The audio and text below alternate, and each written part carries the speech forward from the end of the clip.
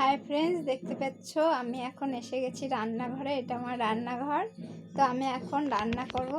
দেখো আজ রান্না করব কি থানকুনি পাতা বাটা হবে। এই যে এটা হচ্ছে থানকুনি পাতা আছে, এটা বাটা হবে। আর এই শশা আছে, আমি ভাত দিয়ে খাই, তরকারির সঙ্গে তরকারি রান্না করলে ভাত দিয়ে আর কি কেটে খাই। আর হবে কচুরলতি। দেখো এই কচুরলতিটা আমি আজকে রান্না করব। যে এটা কি করে রান্না করছি তাই দেখো বন্ধুরা, তোমাদের আজকে সেটাই আমি দেখাবো এটা কি করে রান্না করব।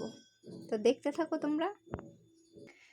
তো দেখো দেখো বন্ধুরা, এখানে আমি নিয়ে নিয়েছি শিলনোড়া। আর শিলনোড়ায় আমি বাটবো এখন একটু রসুন, একটু শুকনো লঙ্কা, একটা শুকনো লঙ্কা আছে, একটু হালকা জিরে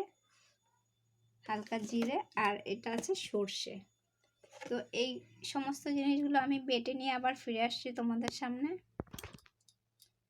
তো বন্ধুরা দেখো, এখানে আমি লতিটাকে ধুয়ে নিয়েছি। লতিটা আগেই আমার কেটে ফ্রিজে রাখা ছিল। তো দেখো এখানে আমি নিয়েছি সর্ষে, লঙ্কা, জিরে আর তোমার একটুখানি 2 কোয়া রসুন, আর এখানে দিয়েছি পেঁয়াজ কুচানো। তো এইটা এখন অ্যাড করব এর মধ্যে হলুদ। তো দেখো এর মধ্যে আমি অ্যাড করছি এখন এই হলুদ গুঁড়ো, আর অ্যাড করব লবণ, অ্যাড করছি লবণ, আর অ্যাড করছি এর মধ্যে সর্ষের তেল।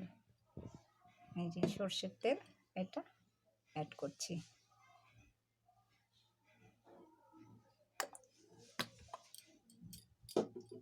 এবার এগুলো সব একসাথে মেখে নেওয়া হবে। মেখে তারপরে এটাকে ভাপিয়ে আমি তৈরি করব কচুরলতি ভাপা।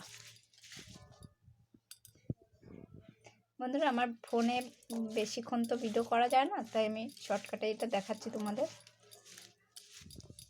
এখানে আমার মাখা কমপ্লিট। তো এখানে আমি অ্যাড করছি এই যে হালকা অল্প একটু মশলা ধোয়ার জল আছে, সেই জলটুকু।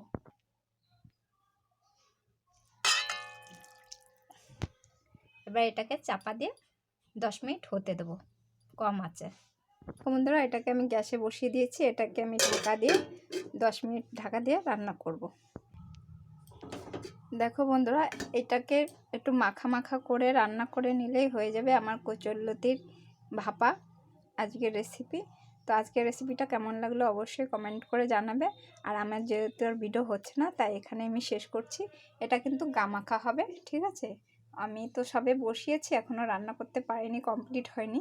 তো যাই হোক, এভাবেই হবে আর কি। ঢাকা দিয়ে হালকা আছে, ঢাকা দিয়ে এটাকে সিদ্ধ করে নিলেই হয়ে যাবে কচুরলতি ভাপা রেসিপি। তো এখনের মতন রাখছি। সবাই ভালো থেকো বন্ধুরা।